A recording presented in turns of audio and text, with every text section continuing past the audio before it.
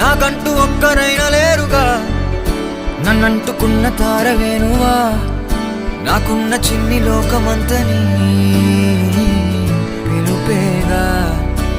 తేరిపార చూడసాగే దూరమే, ఏది ఏది చేరే చోటనే సాగే చలములాగేనే.